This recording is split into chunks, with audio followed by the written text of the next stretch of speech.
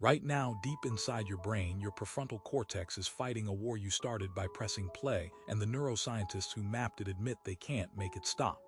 You think the music helps. You feel focused, locked in. That feeling is the lie. Here's what's actually happening behind your forehead. Your prefrontal cortex, call it your brain's command center, has one job: hold a single thought steady long enough to finish it.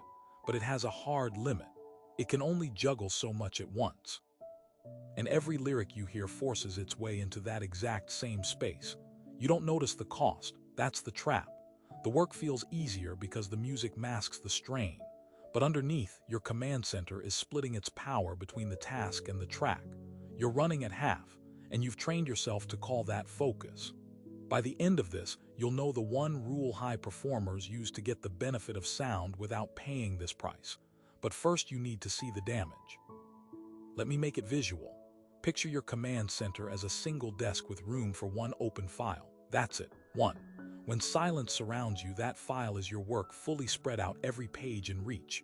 Now drop in a song with words. Your brain doesn't get a second desk. It shoves your work to the edge and lays the lyrics down right on top.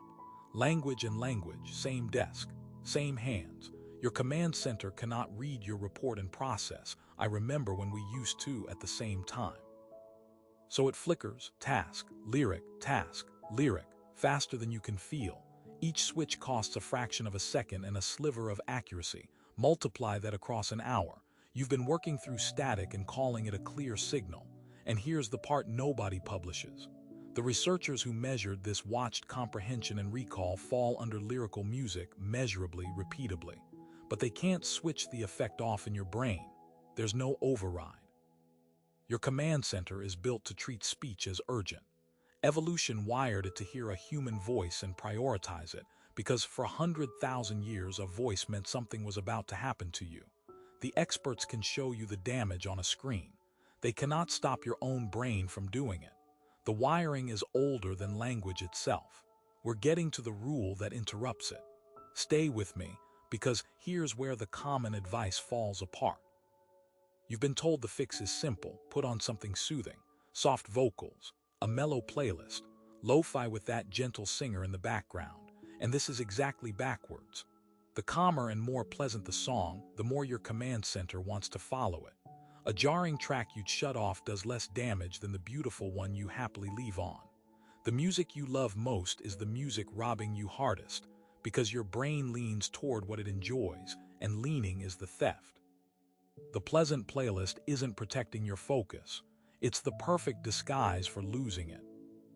So here is the rule high performers actually follow. It's not silence. They learn something sharper. The damage doesn't come from sound, it comes from words.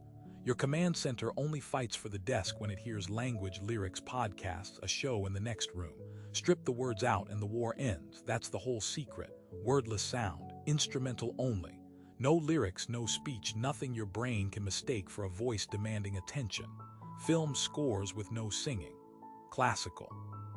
Ambient texture. Steady electronic with no vocal hook. When there are no words, there's no second file fighting for the desk. Just a wash of sound that fills the silence without ever competing for the one slot that matters.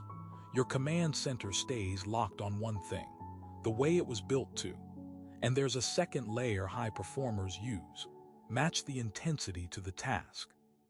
Heavy analytical work, writing, math, anything verbal wants the quietest wordless sound or none at all, because even instrumental complexity nibbles at the edge. Repetitive or physical work can take a fuller, driving track because that work doesn't need the desk. They don't pick music by mood. They pick it by how much of the command center the task is about to demand. Tonight, try it. Open whatever you've been focusing to and check one thing. Are there words? If a human voice is singing or speaking, it's costing you, no matter how good it feels. Swap it for something wordless. Same volume, same vibe, zero lyrics. Then watch how much faster the work actually moves. The difference won't be subtle.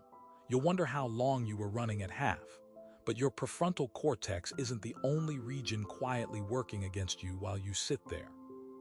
There's a deeper structure, buried beneath it, that decides what you remember from tonight's work and what silently disappears by morning. And it's making that call right now, without asking you. So the real question isn't whether the music stole your focus. It's how much of today you'll never get back.